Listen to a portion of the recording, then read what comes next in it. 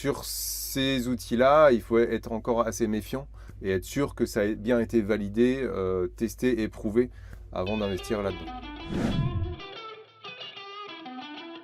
Je ne sais pas si c'est des technologies sous-cotées. En tout cas, il y a des technologies qui sont encore peu utilisées aujourd'hui et qui se développent. Je pourrais citer par exemple le drone.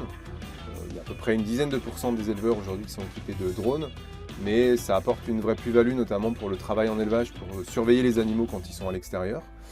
On voit aussi se développer des choses toutes simples comme des clôtures connectées ou des prises connectées qui font gagner du temps aux éleveurs parce qu'ils peuvent les activer, les désactiver, ou si on parle de la clôture, suivre ou être informés s'il y a une rupture de tension par exemple. Ça c'est des choses qui sont peu coûteuses et qui peuvent faire gagner quand même beaucoup de temps.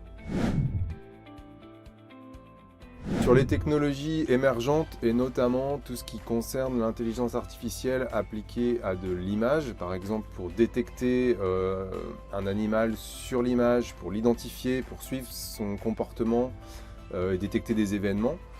Ce qu'on voit beaucoup là aujourd'hui sur le space, sur beaucoup de stands, c'est une technologie qui n'est pas encore mature. Elle est présentée par beaucoup d'opérateurs, mais elle n'est pas encore stable parce qu'elle est très sensible au changement d'environnement. Et dès qu'on va changer d'élevage, de bâtiments, de lumière, de couleurs d'animaux, etc., on se rend compte qu'en fait ce sont des technologies qui ne sont pas encore complètement stables. Donc sur ces outils-là, il faut être encore assez méfiant et être sûr que ça ait bien été validé, testé et prouvé avant d'investir là-dedans.